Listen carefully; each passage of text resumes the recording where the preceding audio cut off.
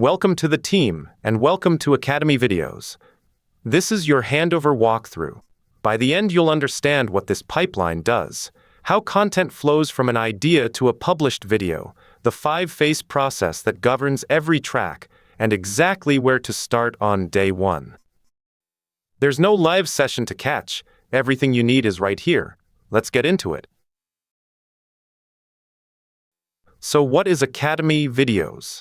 It's the video content production pipeline for BISTEC Hearts Academy. It takes a track proposal, something like SCA Month 8, all the way through to a published YouTube video, with full visibility and mission control, and an operator-controlled gate before anything goes public. Here's the key mindset. This is not just a documentation repo with some content in it. It's a production pipeline where every video decision is tracked, reviewed, and approved before publishing. Think of yourself as running a small studio, not editing a wiki.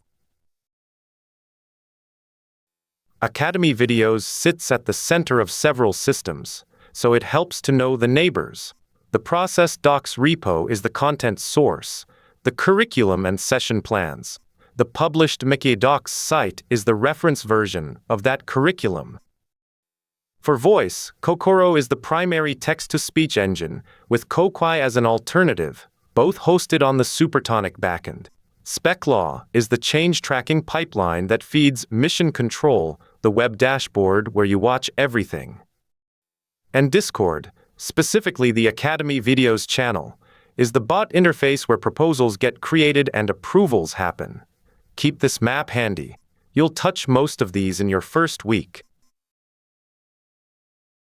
Let's trace how content actually flows. It starts with a proposal, raised either through the Discord bot or Mission Control. That creates an entry and moves into the propose phase. Next, you select the voice, the slide template, and the quality tier, and those choices get locked into a spec during the plan phase.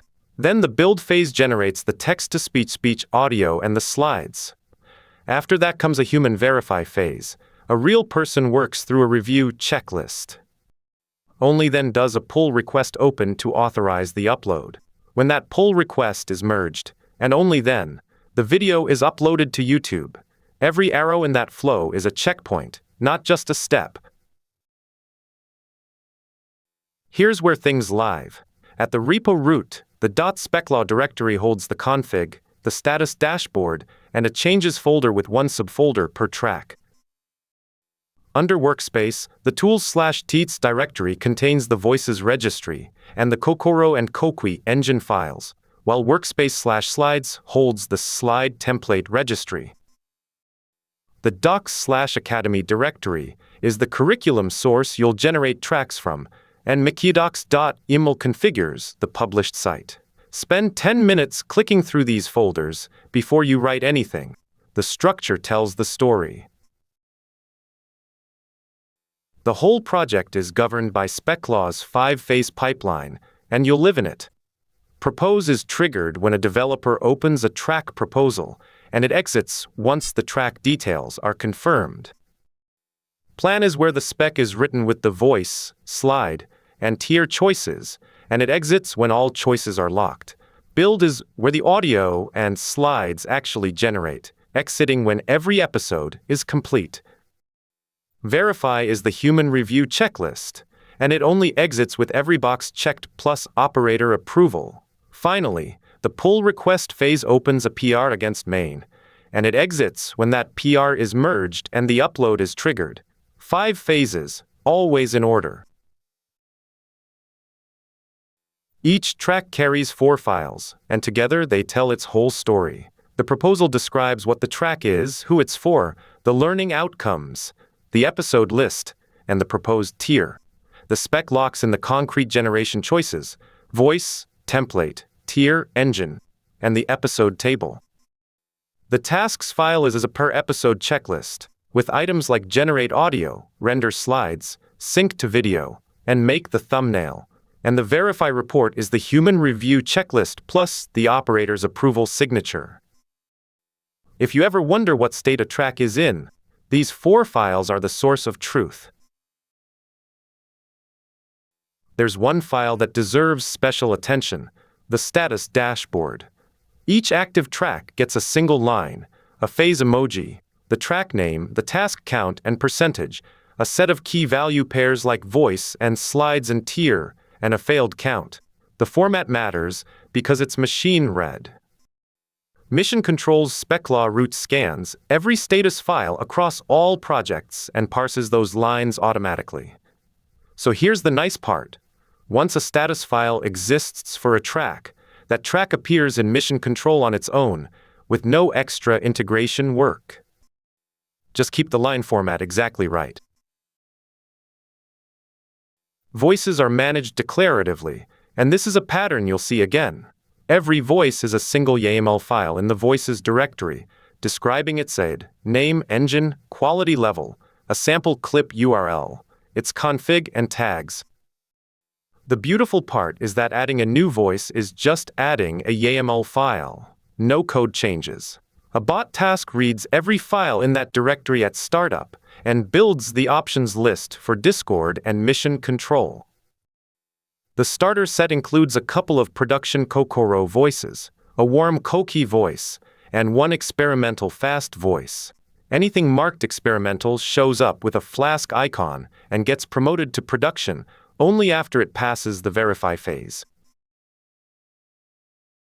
Slide templates follow the exact same declarative pattern. Each template is a directory containing its metadata file, the slide sources and its assets, backgrounds, logo, fonts. Adding a new template means adding a directory. Nothing is hard-coded. The starter set has a standard BISTEC branded template, a minimal text-focused one, and an experimental dark variant. And just like voices, experimental templates carry a badge and only graduate to production after review. Once you internalize, a new option is just a new file or folder. A lot of this project becomes obvious. Every track is assigned one of 3 quality tiers in its spec, and the tier decides what actually gets generated. Draft uses fast text-to-speech and a basic template, with no intro or outro. It's for internal review. Standard uses a production voice and a branded template, and adds an intro and outro, a thumbnail and subtitles. That's your public upload tier. Premium pulls out all the stops. The best available voice and template, full branding and styled subtitles, reserved for high-priority tracks. Pick the tier that matches the audience, and don't overproduce a draft. How do those choices actually get made? 2 surfaces. The primary one is Discord. When a track enters the plan phase, the bot posts the voice, slide, and tier options in the Academy Videos channel. The operator reacts or replies, and the bot writes the spec and advances the status. The second surface is Mission Control on the web, which shows tier badges next to each track and has a collapsible experiments panel for any track using an experimental voice or template. Discord is where you decide. Mission Control is where you watch. This is the rule that protects the channel, so internalize it. Nothing is uploaded without a merged pull request. The pull request phase means a PR has been opened against main containing the final video files, plus a verify report with every box checked, and the operator's approval signature. The PR is reviewed, approved, merged, and only then is the YouTube upload triggered. And if a problem is found after a video is already live, you do not quietly re-upload. You raise a new build task and run it through the pipeline again. The gate is strict on purpose. A word on Mission Control, because some of it is free and some of it is work. What works immediately, with no code changes? Tracks appear automatically once their status file exists, and the phase emojis, task counts, and failed counts are all parsed by the existing logic. What still needs building? And this is front-end work in the Mission Control app inside Claude ManCD. Tier badges next to each track, the collapsible experiments panel, and making the verify phase clickable so the report opens in a model. So the pipeline visibility is automatic. The polish is on your plate. A few conventions that keep this pipeline trustworthy. Never skip phases. Every track goes through all 5, in order. Voice and template files are declarative, so add a YAML file or a directory to surface a new option, and never hardcode and aid in the bot. The verify report is mandatory, even for internal drafts.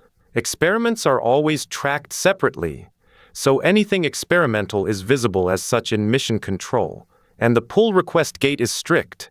No YouTube upload without a merged PR containing a completed verify report. These conventions are what make the pipeline safe to trust. Here's your first week in order. First, read the full scope of work document so you understand the whole pipeline before touching anything. Second, bootstrap the .specclaw directory, the config, the status dashboard, and the changes folder. Third, open mission control and confirm the Academy Videos project appears once that status file exists. Fourth, browse the 90+ modules in docs/academy and pick a good candidate for a proof of concept track. And fifth, run one full draft tier generation end-to-end through all 5 phases to confirm the loop actually works. Get that round trip working, and everything else builds on top of it. Welcome aboard. Let's ship.